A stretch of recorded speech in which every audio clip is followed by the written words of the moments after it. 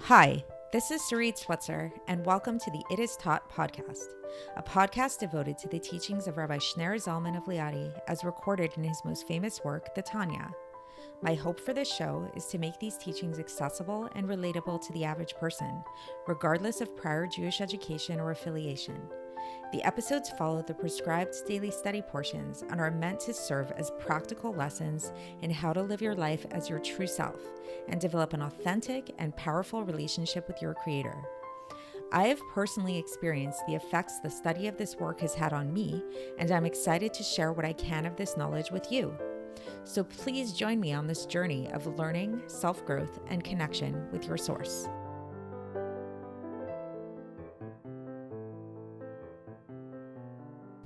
Hi, and welcome to the It Is Taught podcast. This is episode 427 for the first of Shevat in a regular year.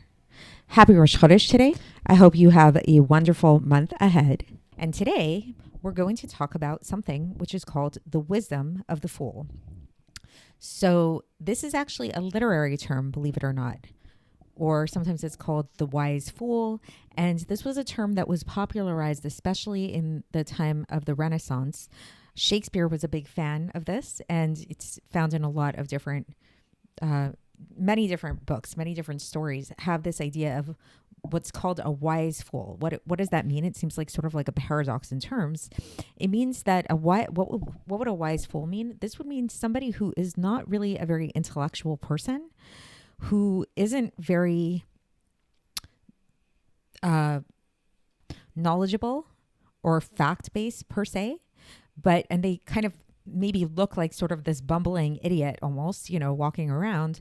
But as you watch them a little bit closer, here and there, you start to see that they have a certain intuition and certain wisdoms kind of spill out of their mouths. And so this is something that supposedly Shakespeare actually had a very deep fondness for these kind of people. And it sort of gives us this idea that people should not be taken for granted. And just because somebody may not look really sophisticated and really intellectual or whatever, they might have this inner wisdom that you might not have been aware of. So this is true in a literary sense and just like in a personable sense. And as we'll learn in today's Tanya, this is actually a category which we should all strive for in a certain sense. And if we actually become self-aware, we'll realize that we're actually all these wise fools. We're all people like this.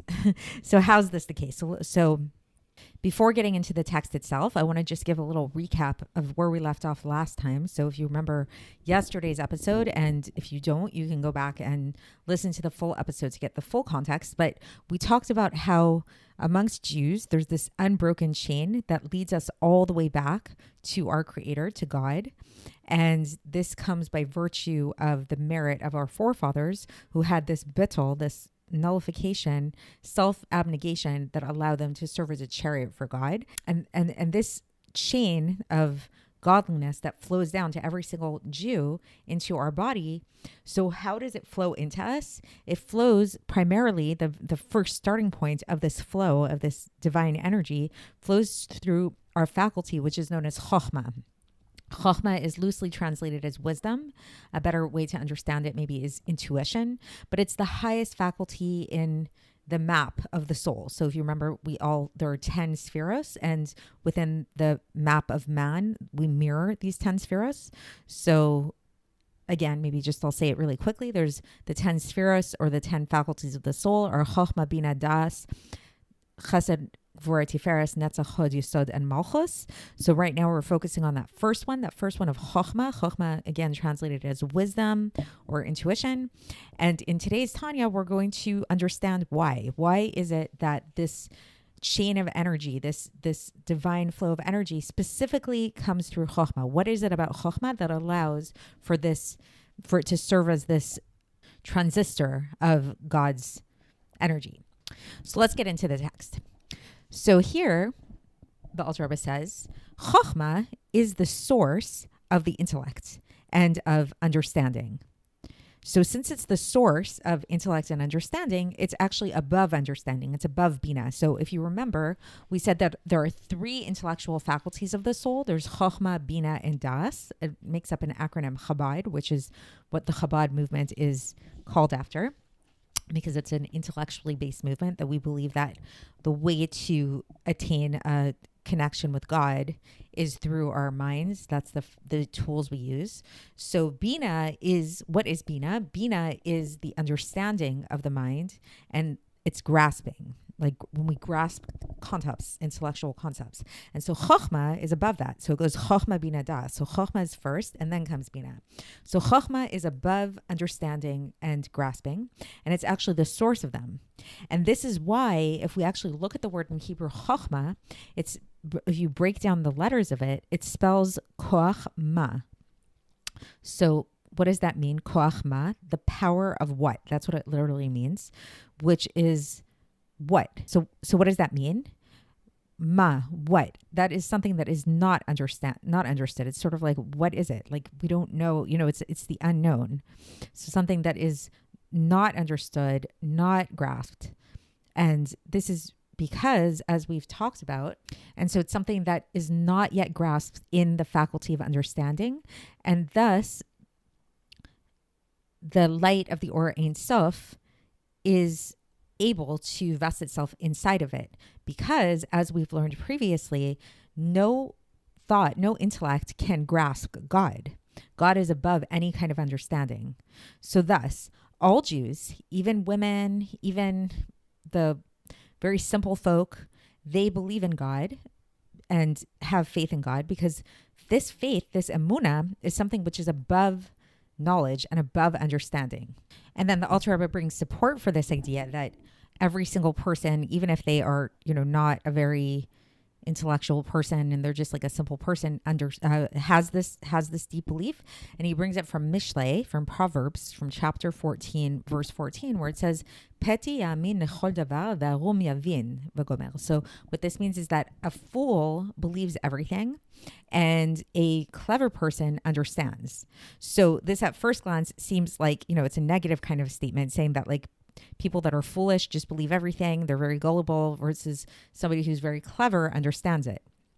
However, the Alter Rebbe is now going to turn it around, and we'll realize this isn't actually such a negative thing, because it's saying that when it comes to God, who is above intellect and above knowledge, and no thought can grasp him at all, we are all fools in relation to him. So even the smartest of the smartest person, the person with the highest IQ, compared to God, he's a total fool. He doesn't know anything.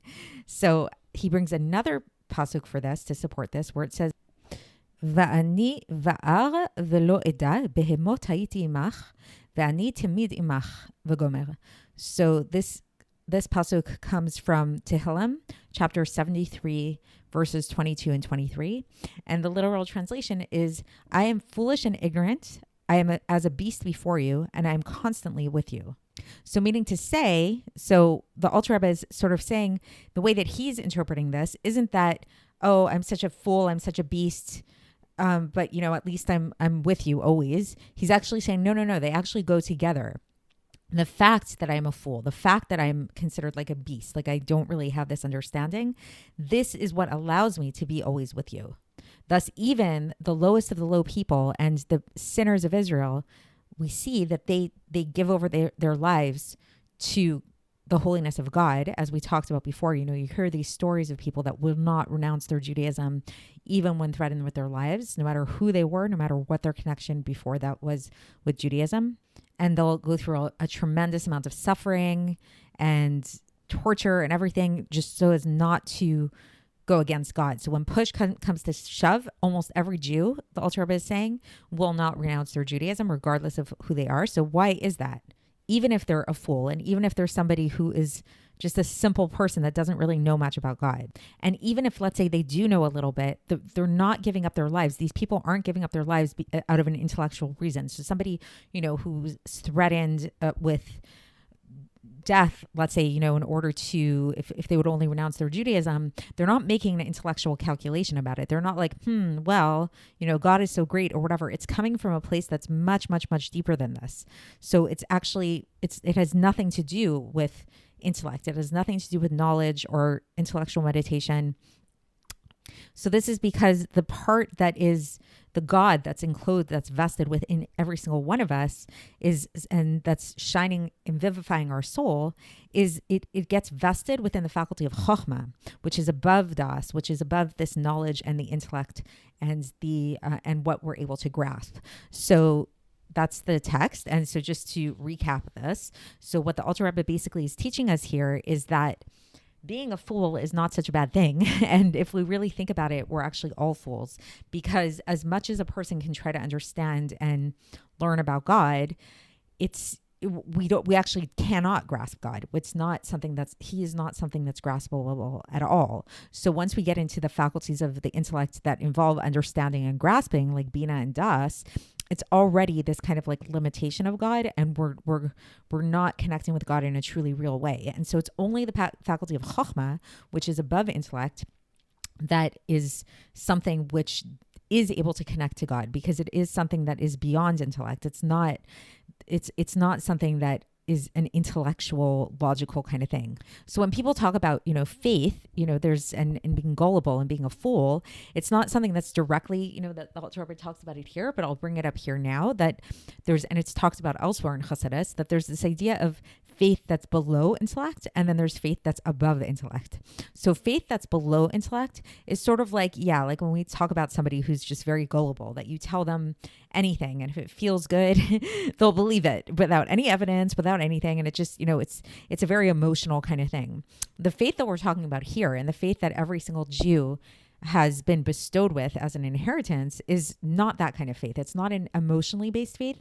It's actually, and it's not an intellectually based faith either. It's actually something which is beyond intellect. It's a supra-rational faith. It's something which transcends intellect and is something that comes down to us as an inheritance from our forefathers, and every single one of us has it. And so we do call ourselves fools in this way, and it is actually something that we want to aspire to, because it doesn't mean that we're fools in the sense that we're just like slaves to our emotions. It means that we're fools because we're not slaves to our intellect either, and we're allowing ourselves to tap into this deeper wisdom that a lot of these fools in literature have, this deep-seated intuition that is beyond intellect. And that deep-seated intuition is about God, and is that God exists, and that our vivifying force is God within us. And we see this actually in practicality, as the Alter Rebbe said, when we see, throughout history, and even I would say in contemporary times, when people who really don't know anything, who are really not very religious people, not very affiliated or anything, but when push comes to shove, if you ask them to renounce their Judaism, they will not do it. Like it's a very, most of the time, and throughout history, people have given up their lives for it. People have lost jobs for it. So there's something very deep seated within every single Jew, this idea of being Jewish, and they just don't want to give it up. And it's not something intellectual. It's something that's beyond that. And that beyond that is this Chochma that we've been talking about. So this is why the Chochma is the transmitter, as we spoke about, that brings down this light of God into our bodies. So that's it for today. Tomorrow we're going to begin chapter 19. I'll speak to you then. Thanks for listening to the It Is Taught podcast, hosted by Sarit Switzer. This podcast is dedicated in loving memory of my maternal grandfather, Avraham Yitzchak ben Binyamin HaKohen of blessed memory. Music by Shoshana. If you enjoyed this episode and would like to support the show, please share it with others and subscribe on YouTube, Apple iTunes, Spotify, or wherever you listen to podcasts. And make sure to leave us a 5-star review. To find out more about the It Is Taught project, including more information on my soon-to-be published book, please visit our website, itistaught.com. To catch the latest from me, follow me on Facebook, Instagram, and Twitter. Looking forward to speaking with you tomorrow, and until then, have a great day.